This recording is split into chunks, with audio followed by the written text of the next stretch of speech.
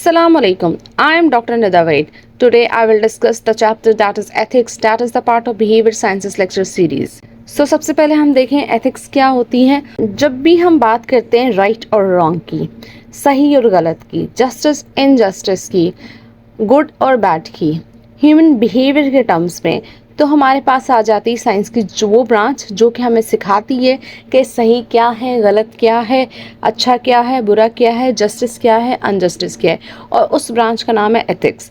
और जब भी हम इंसान की मोरल वैल्यूज़ की बात करते हैं, मोरल प्रिंसिपल्स की बात करते हैं, स्टैंडर्ड की बात करते हैं ह्यूमन बिहेवियर के, तो साइंस की वो ब्रांच जो डील कर रही होती है इससे, जो अवेलुएट भी करती है मोरल वैल्यूज़ को, प्रिंसिपल्स को and standard of human behaviour को, तो वो है एथिक्स। हम इसको डेली लाइफ में भी अप्लाई करते हैं अपनी ह्यूमन बिहेवियर में एथिक्स को। ओरिजिन देखें तो एथिक्स वर्ड डेराइव हुआ था लैटिन वर्ड एथिकस से और ग्रीक वर्ड एथिकोस से। तो बेसिकली एथिक्स के अंदर हम पढ़ रहे होते हैं वो इंसान का जो एटीट्यूड होना चाहिए, उसके क्या प्रिंसिपल्स होते हैं, एक इंसान से रिलेटेड भी और सोसाइटी से रिलेटेड भी। यानी कि मेरी पर्सनल की अगर मैं बात करूँ, मुझे किस तरह का होना चाहिए एथिक्स और किस तरह का बिहेवियर मुझे अडॉप्ट करना चाहिए, वो एथिक्स मुझे सिखाती है। और मेरी सोसाइटी को, मेरे इर्द गिर्द के लोगों को किस तरह से रहना चाहिए, वो भी एथिक्स हमें सिखाती है। एथिक्स के कुछ प्रिंसिपल्स होते हैं जिसमें सबसे पहले है ट्रुथफुलनेस, यानी कि हमेशा सच्चाई से काम लें, ऑनेस्टी, किसी के साथ गलत ना करें, ईमानदारी रखें, लॉयल्टी, वफादारी रखें, रिस्पेक्ट करें, इज़्ज़त दें, इज़्ज़त लें, फेयरनेस होनी चाहिए, इंटीग्रिटी होनी चाहिए, यानी कि हम किसी के साथ गलत ना करें, जब करें हमेशा सही करें। तो ये एथिकल प्रिंसिपल्स हैं, इनको अगर हम फॉलो करते हैं तो हमें बहुत फ़ायदा होता है। अब हम देखें एथिक्स का एवोल्यूशन कहाँ से हुआ। बेसिकली बायोलॉजी और ह्यूमन बिहेवियर के बीच में जो कनेक्शन हुआ उसको हम कहते हैं एथिक्स। और एथिक्स में ही एथिकल सिस्टम्स होते हैं, जब वो डेवलप हुए तो ये साइबरनेटिक प्रोसेस था। और साइबरनेटिक एथिक्स की बात करें, ये एथिक्स से ही इमर्ज हुई है साइंस की रो से। साइंस की लाइट में जब हम एथिक्स को देखते हैं तो साइबरनेटिक एथिक्स भी कहते हैं। तो साइंस के अंदर एथिक्स का बहुत रोल है। और एवोल्यूशनरी एथिक्स भी होती है, यानी कि वो एथिक्स जो आ रही है, और ये एथिक्स फिलॉसफी से रिलेटेड नहीं है, ये एथिक्स से ही रिलेटेड है। देन हम टाइप्स ऑफ एथिक्स की बात करें तो मेटा एथिक्स है, नॉर्मेटिव एथिक्स है, अप्लाइड एथिक्स है और डिस्क्रिप्टिव एथिक्स है। हमने आपको एथिक्स का बता दिया कि एथिक्स क्या होती है। अब ये इसकी ब्रांचेस हैं। उसी की रो में हम क्या कर रहे हैं, जो एथिक्स की डेफिनेशन थी उसमें हम देखेंगे कि इन सब में क्या क्या डिफ्रेंशिएट है, क्योंकि ये बहुत ज़्यादा आपको सिमिलर लगेंगी ब्रांचेस इसकी, टाइप्स इसकी, लेकिन सिमिलर नहीं है। क्या डिफ्रेंशिएट है हम देख लेते हैं।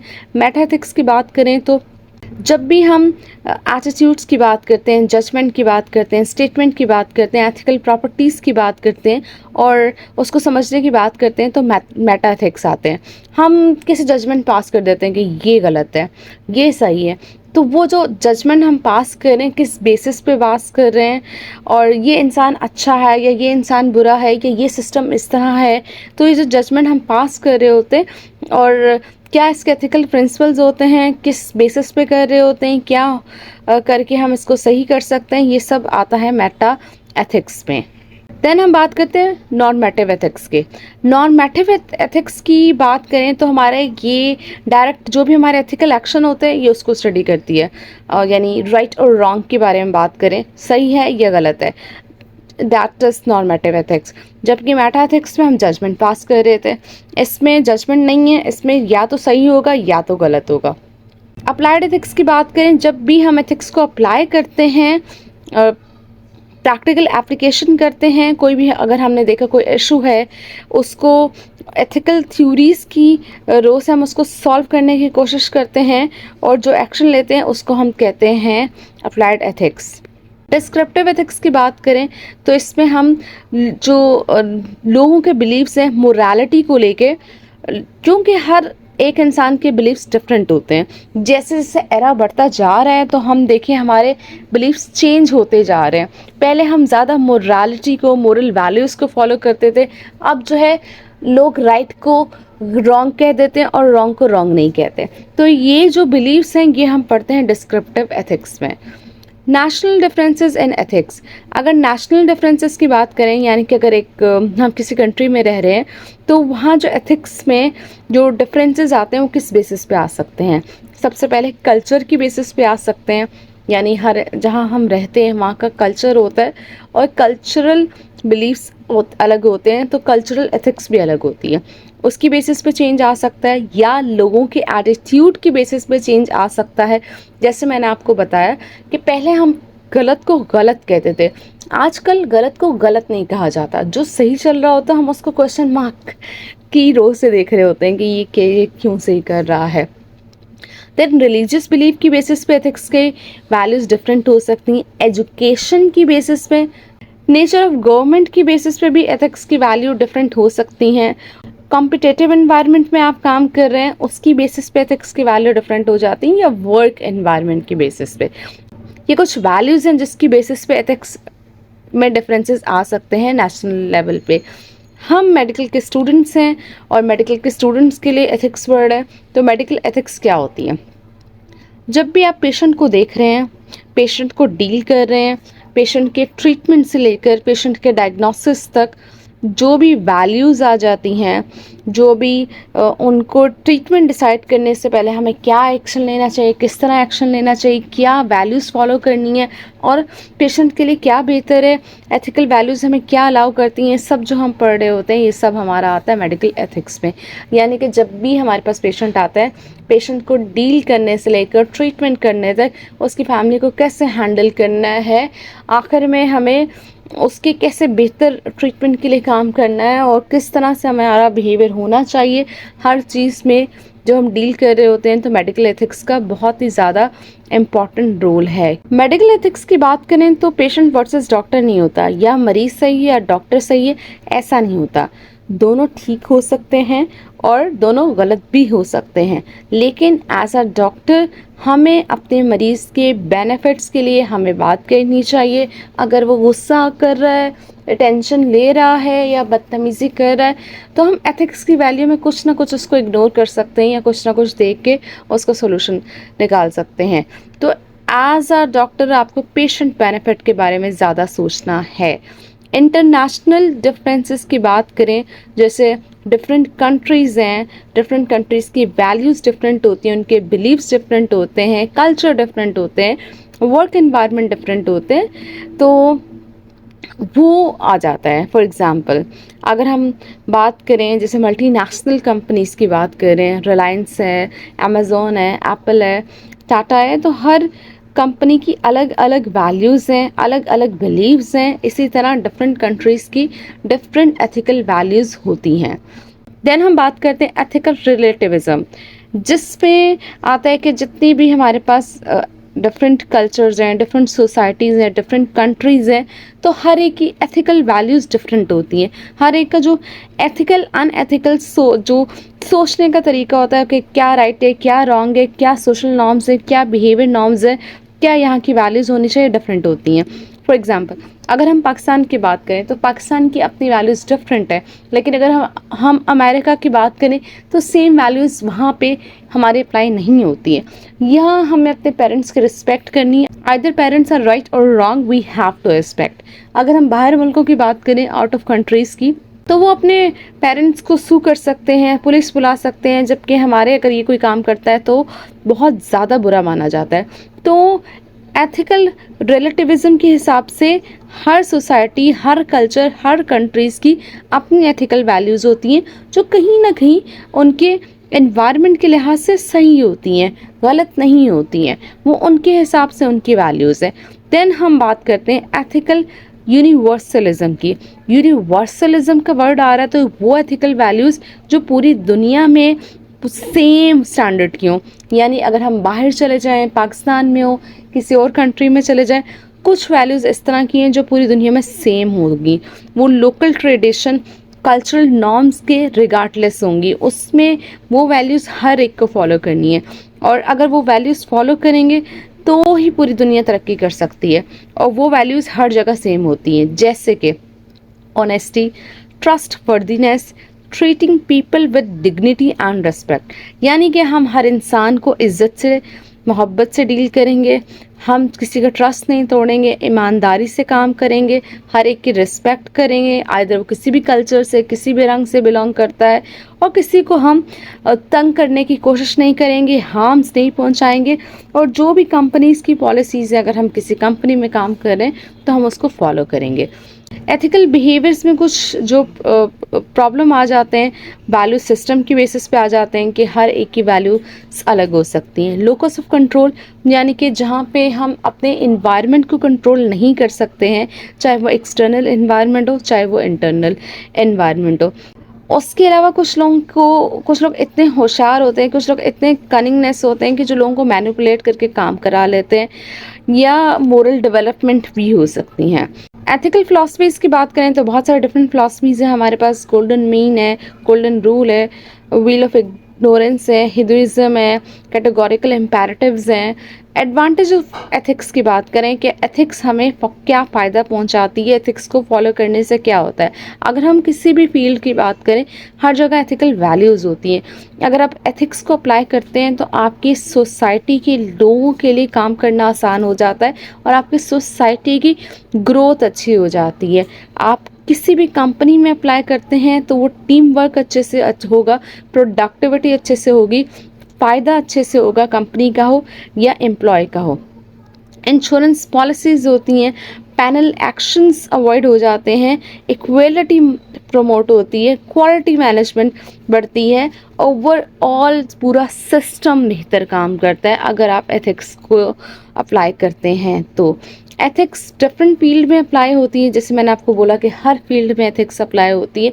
कोई ऐसी फील्ड में नहीं जहाँ पे आप एथिक्स को अप्लाई नहीं कर सकते, क्योंकि अगर आप एथिक्स को अप्लाई नहीं करेंगे तो आपके काम नहीं हो पाएंगे।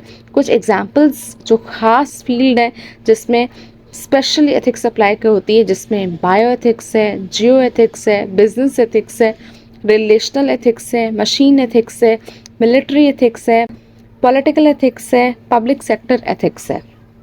देन हम बात करते हैं वैल्यूज़ की। हम कब से बात करें वैल्यूज़ वैल्यूज़ वैल्यूज़, तो वे वैल्यूज़ होती क्या हैं? बेसिकली कलेक्टिव आइडिया होता है किसी भी कल्चर का, ख़ास कोई भी एक कल्चर ले लेते हैं तो उससे रिलेटेड जो लोगों के ख्यालात होते हैं कि क्या सही है, क्या गलत है, क्या राइट है, क्या अच्छा है, क्या बुरा है, क्या हासिल करना चाहिए, क्या अनडिज़ायरेबल है। तो ये जो लोगों की सोच होती हैं, आइडियाज़ होते हैं किसी भी कल्चर में रहने वाले लोगों के, उनको हम कहते हैं वैल्यूज़। हम नहीं कहते हमारी फैमिली वैल्यूज़ हैं, तो हमारे फैमिली के आइडियाज़ हैं जिस पे सब लोग कंबाइन सोचते हैं और उसको सब फॉलो करते हैं। तो वैल्यूज़ की बहुत इंपॉर्टेंस है। Values can be positive, values can be negative. तो अगर वैल्यूज़ पॉजिटिव हैं तो बहुत फ़ायदा होगा, नेगेटिव हैं तो उसका नुकसान भी हो सकता है। देन हम बात करते हैं क्या क्या वैल्यूज़ हो सकती हैं। इंडिविजुअलिज्म, यानी कि सिंगल पर्सन की वैल्यूज़ भी होती हैं। Achievement and success, activity and work, then science and technology, progress and material, efficiency and practicality, equality, morality, freedom, liberty. तो ये सब जो वैल्यूज़ हैं ये कोर वैल्यूज़ हैं, ये 10 कोर वैल्यूज़ हैं। वैल्यूज़ कॉन्ट्राडिक्शंस, अब वैल्यूज़ में भी कॉन्फ्लिक्ट आ सकते हैं जिसको हम कॉन्ट्राडिक्शंस की हेडिंग में हम पढ़ रहे होते हैं कि वैल्यूज़ होती हैं म्यूचुअली, और सिंगल पर्सन की भी हो सकती हैं जो उसने अपनी फैमिली से, अपनी सोसाइटी से, अपने वर्क एनवायरनमेंट से या खुद की सोच से उसने अडॉप्ट किया। तो वैल्यूज़ में कॉन्फ्लिक्ट भी हो सकते हैं, वो कि कोई भी इंसान के एक्सपोजर की बेसिस पे, सक्सेस की बेसिस पे, अचीवमेंट की बेसिस पे डिफरेंट हो सकते हैं। देन हम बात करते हैं मोड्स की।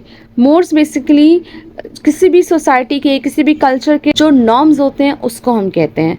बेसिकली जो लोग सोच रहे होते हैं, जो लोग सेम चीज़ों पे कंबाइन उनके आइडियाज़ होते हैं, उनको फॉलो करते हैं एथिक्स की रोशनी में, उसको हम कहते हैं मोड्स। तो मोड्स जो होते हैं वो कल्चरल वैल्यूज़ की बेसिस पे डिपेंड करते हैं, ग्रुप्स की बेसिस पे भी डिपेंड कर सकते हैं, और रिलीजियस वैल्यूज़ पे भी डिपेंड कर सकते हैं। जो जितने स्ट्रॉन्ग मोड्स होंगे उसको हम टैबूज़ भी कह सकते हैं। मोरालिटी की बात करें तो मोरालिटी बहुत इम्पॉर्टेंट है। मोरालिटी हमें हेल्प करती है राइट और रॉन्ग को जज करने में। मोरालिटी बेसिकली हमें गाइड कर रही होती है, हमारे रहने में हेल्प कर रही होती है, हमारे सोचने में हेल्प कर रही होती है। जो जितना मोरालिटी के करीब होगा वो उतना अच्छा डिसाइड कर पाएगा कि राइट क्या है, और अगर रॉन्ग है तो हमें रॉन्ग से कैसे बचना है। क्योंकि हम ह्यूमन बींग्स हैं, हम मशीन्स नहीं हैं। हम जो है डिफरेंट सिचुएशंस में जाते हैं, डिफरेंट सिचुएशंस में हमारे डिफरेंट बिहेवियर्स होते हैं। उन सिचुएशंस के हिसाब से हम जो मोरल वैल्यूज़ को फॉलो करते हैं और कैसे डील करना है, अगर हमारे अगेंस्ट है सारी चीज़ें और हमें हमारा फ़ायदा नहीं है राइट करके, लेकिन हमें फिर भी राइट कैसे करना है ये मोरालिटी हमें सिखा रही होती है। मोरालिटी के लिहाज से हम लोगों को देखने की कोशिश करें तो हमारे पास डिफरेंट तरह के लोग होते हैं। एक होते हैं इमोरल, एक होते हैं मोरल, एक होते हैं एमोरल। इमोरल लोगों की बात करें तो वो जानते हैं सही क्या है गलत क्या है, लेकिन इसके बावजूद यानी जानने के बावजूद वो गलत को चूज़ करते हैं। जैसे आजकल अगर हम देखें तो सोसाइटी में इस तरह के लोग बहुत सारे हैं जो गलत को चूज़ करते हैं और गलत कहते भी नहीं हैं। देन मोरल पर्सन की बात करें, उसको पता है राइट क्या है, राइट और रॉन्ग क्या है, लेकिन वो फिर भी वो चूज़ करेगा जो राइट है। और ए मोरल पर्सन की बात करें, उसको कोई फ़र्क नहीं पड़ता क्या राइट है, क्या रॉन्ग है, क्या ठीक है, क्या नहीं है। वो सिर्फ वो करते हैं जो वो चाहते हैं। और आहिस्ता आहिस्ता करके हम ए मोरल की डेफिनेशन में ज़्यादा आते जा रहे हैं, क्योंकि हम वो करते हैं जो हमें अच्छा लगता है, जो हमें सुकून देता है। देन हम बात करते हैं लॉज एंड रूल्स की। हर जगह के कुछ लॉज होते हैं, कुछ रूल्स होते हैं जिनको फॉलो करना हर एक की जिम्मेदारी होती है। अथॉरिटी होते हैं, अगर किसी एक के पास सारे ऑर्डर्स हैं, सारे फोर्सेस हैं, वो डिसीजन ले सकता है और वो उसके हिसाब से फैसला करता है, उसको अथॉरिटी कहते हैं। कॉमन प्रैक्टिस, राइट है रॉन्ग है कुछ भी है सब लोग फॉलो करेंगे, उससे कोई फ़र्क नहीं पड़ता। और कॉन्शियंस की बात करें, वो बताती है आपको कि क्या सही है क्या गलत है। एथिकल थ्योरीज बहुत सारी हैं, वो एथिकल आइडियोलॉजी की बेसिस पे डिपेंड करती हैं।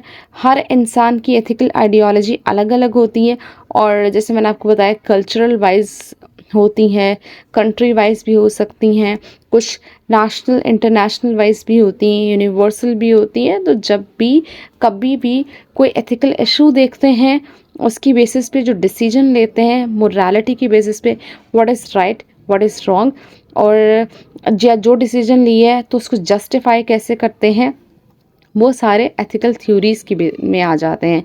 कि एथिकल थ्योरीज़ हमें सिखा रही होती हैं कि हमें कैसे डिसीजंस लेने हैं एथिक्स की रो से। कोई भी इंसान अपने लाइफ एक्सपीरियंस की बेसिस पे चूज़ करता है कि वो डिफरेंट एनवायरनमेंट में रहते हुए कैसे एथिक्स को फॉलो कर सकता है। सबसे पहली इसमें है इगोइज़्म, सेल्फ एंड इट्स नीड्स। हम लोगों में बोलते नहीं हैं कि कितना ईगो है, कितना ईगो है। ये जो वर्ड है बेसिकली, ईगो में क्या होता है कि हर इंसान अपने पर्सनल इंटरेस्ट के बेसिस पे काम करता है। साइकोलॉजिकल इगोइज्म में यूटिलिटी की बात करते हैं, जिसमें हम सिर्फ प्लेजर की बात करते हैं, हर जगह खुशी होनी चाहिए, हर एक के लिए हम जितना कोशिश कर सकें हम यूटिलिटी को प्रमोट करें, हैप्पीनेस को प्लेजर को प्रमोट करें। आइदर रॉन्ग है राइट है फ़र्क नहीं पड़ता, लेकिन हर जगह प्लेजर होना चाहिए। इसके डिफरेंट टाइप्स हैं। देन हम बात करते हैं डियोंटोलॉजी, ड्यूटी। डियोंटोलॉजी एक ग्रीक वर्ड से डियोन से ड्राइव हुआ है, जिसका मतलब है ड्यूटी। हम बेसिकली मोरालिटी के हिसाब से हम बाउंड हैं कि हम एथिकल वैल्यूज़ को, एथिकल प्रिंसिपल्स को, एथिकल रूल्स को फॉलो करें। आइदर ये पॉजिटिव हो, आइदर ये नेगेटिव हो, कुछ भी हो, हमें इनको फॉलो करना है, ताकि जो एट द एंड रिजल्ट है, जो कॉन्सिक्वेंसेस हैं, जो आउटकम्स हैं, वो अच्छा हो सके। देन है केयर एथिक्स। ये नॉर्मेटिव एथिकल थ्योरी की टाइप है, जिसमें हम राइट और रॉन्ग की बात करते हैं और तमाम इंसानों की बात करते हैं कि वो अपना इंटरेस्ट चूज़ करने के लिए इंडिपेंडेंट है, यानी उनकी मर्ज़ी है। वो एम्पैथी करें नहीं करें, रिलेशनशिप का सोचें नहीं सोचें, ये उनका सारी सोच है। देन हम वर्चुअल एथिक्स की बात करते हैं, जिसको हम कहते हैं कि कोई भी इंसान का करेक्टर है। हम नहीं कहते इस इंसान का कितना अच्छा करेक्टर है, तो जो कैरेक्टर की बात कर रहे होते हैं, तो जो जिसकी एथिकल थिंकिंग्स अच्छी होती है, जो एथिकल रूल्स को फॉलो करता है और मोरल वैल्यूज़ को फॉलो करता है, उसकी वर्च्यू एथिक्स बहुत अच्छी होती है, उसका करेक्टर बहुत अच्छा होता है। तो एथिकल एलिमेंट्स ऑफ केयर में अटेंटिवनेस है, रिस्पॉन्सिबिलिटी है, कॉम्पिटेंस है, रिस्पॉन्सिवनेस है। That's all about today's lecture. If you have any question, any query, you can comment in the comment section, and don't forget to subscribe my channel. Thank you. Take care. Allah Hafiz. Bye bye.